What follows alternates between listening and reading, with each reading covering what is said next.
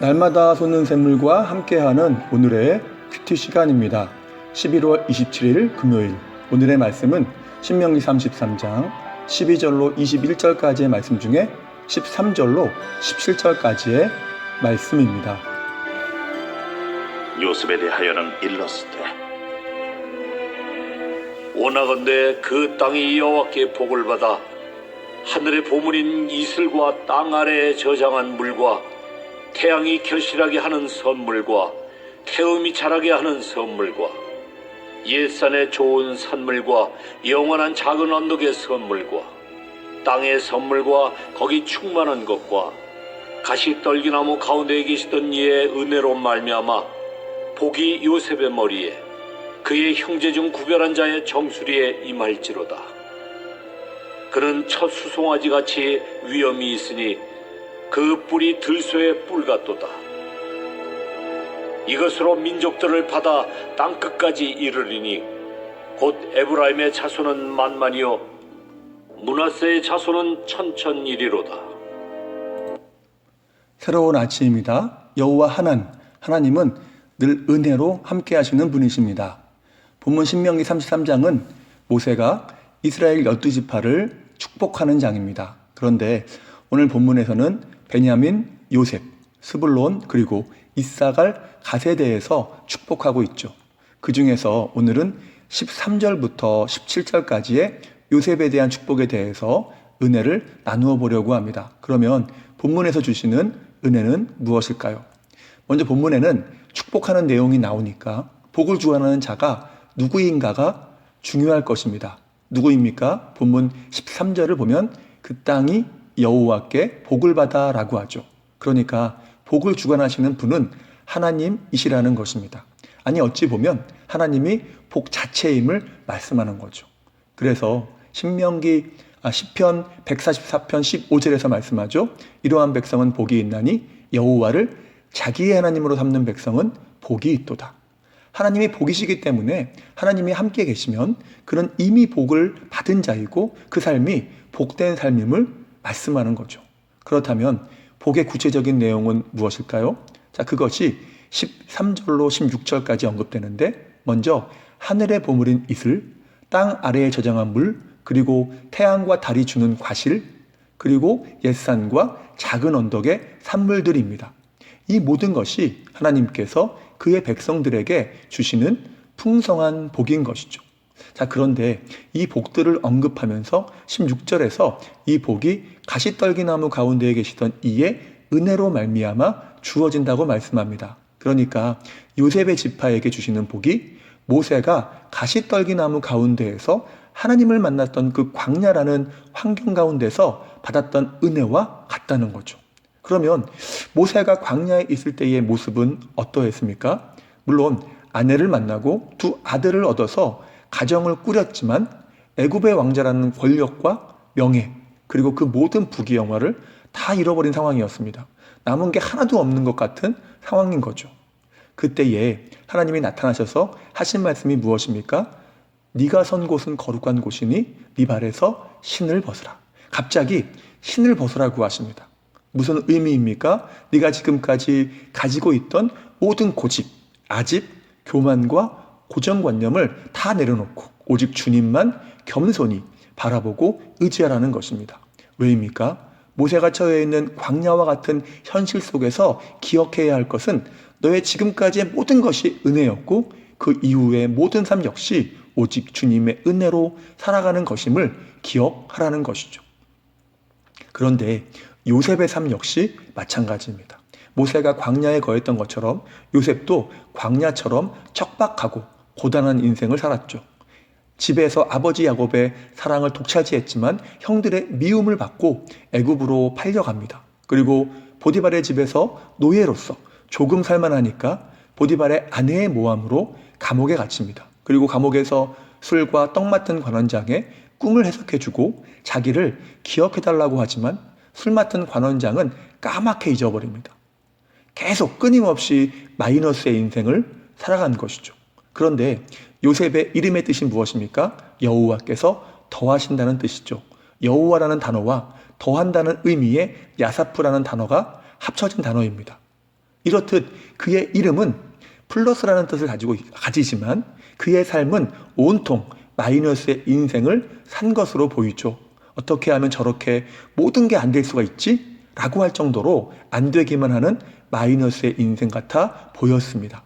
그럼에도 그의 삶이 진한 감동을 주는 것은 그렇게 척박한 광야의 인생길을 살았지만 단 한 번도 주님을 원망하거나 불평하지 않았다는 것입니다.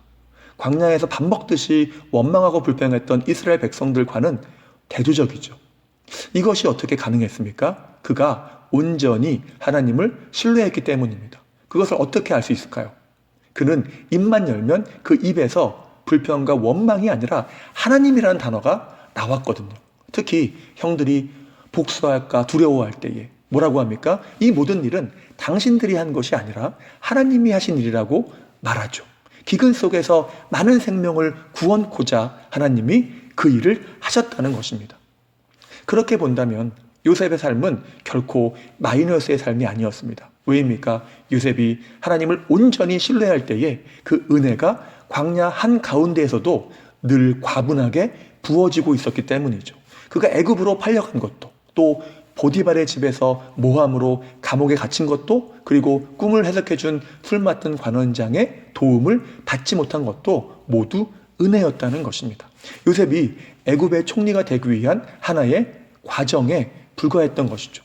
그리고 그의 삶은 계속해서 은혜를 덧입는, 실질적으로는 플러스의 인생이었던 것입니다. 그래서 마틴 로이드 존스는 이렇게 말합니다. 그리스도인은 그리스도로밖에 설명이 안 되는 사람이다. 이런 사람은 잘 되면 겸손하게 감사하고 반대로 안 될 때는 기도로 인내하며 나아가서 기뻐하기까지 하는 것이죠. 왜입니까? 모든 게 예수 그리스도의 은혜로 되는 것임을 알기 때문입니다. 바울 역시 마찬가지 아닙니까? 바울의 고난을 묘사한 구절들을 읽어보면 그 사람이 어떻게 목회를 했나 싶을 정도로 역경 속에 거하는 광야의 인생이었죠. 그런데 바울은 뭐라고 고백합니까? 고린도후서 6장 8절에서 10절에 보면은 무명한 자 같으나 유명한 자요, 죽은 자 같으나 살아있고 근심하는 자 같으나 항상 기뻐하고 가난한 자 같으나 많은 사람을 부요하게 하는 자로다. 왜일까요? 그 원동력은 고린도후서 4장 7절에서는 이 보배, 곧 예수 그리스도를 가졌기 때문이라고 하고, 고린도후서 6장 1절에서 3절에서는 하나님의 은혜 때문이라고 합니다. 광야 떨기나무 가운데 역사하신 주님이 고난의 광야 한가운데 거하던 바울에게도 역사하신 것입니다. 은혜라는 거죠. 그렇게 바울도 아무것도 없는 것 같았지만 많은 사람을 부요하게 하는 삶이 된 것입니다. 이제 말씀을 마무리하겠습니다. 요셉의 삶 역시 모든 것이 은혜라고 밖에는 설명할 길이 없는 삶이었습니다. 그의 인생은 형들에게 팔린 이후로부터 광야가 그러하듯 결핍과 고난의 연속이었죠. 모세가 떨기나무에서 하나님을 만났던 그 척박한 광야와 너무나 닮은 삶이었습니다. 그러나 그는 자신뿐 아니라 다른 모든 사람들까지도 부요하게 하는 삶이었죠. 보디발의 집에서나 감옥에서나, 그리고 애굽의 총리가 되어서도 모두 마찬가지입니다. 이를 본문 17절에서는 뭐라고 합니까? 그는 첫 수송아지 같이 위엄이 있으니 그 뿔이 들소의 뿔 같도다. 능력의 삶이 되었다는 거죠. 이것을 은혜가 아니고서는 어떻게 설명하겠습니까? 여러분, 인생 중에 정도의 차이는 있겠지만 부족함과 고단함과 고난이라는 광야의 인생을 살지 않는 자가 어디 있을까요? 그래서 필요한 것이 광야 떨기나무 가운데 계신 하나님의 은혜입니다. 그리스도를 통해 주시는 은혜인 것이죠. 그리고 그 은혜가 주어지면 우리 삶이 때때로 마이너스의 인생 같아 보일지라도 그 은혜로 인해 요셉이라는 이름, 여호와께서 더해 주신다는 이름처럼 플러스의 인생을 살게 되는 것입니다. 가진 것이 많지 않은 것 같지만 나뿐 아니라 이웃들에게도 받은 복과 은혜를 흘려보내는 삶이 되는 것이죠. 이것이 바로 크리스천의 삶인 것입니다. 그러므로 우리도 주님을 신뢰하는 삶이 되어서 요셉처럼 주님을 온전히 신뢰하여서 떨기나무 가운데에 계신 이의 은혜로, 하나님의 은혜로 능력의 삶이 되어지고 그 이후까지도 부유하게 하는 복된 인생 되시기를 주님의 이름으로 축복합니다. 기도하겠습니다. 지금도 살아계셔서 우리 삶을 주관하시며 역사하시는 주 하나님 감사합니다.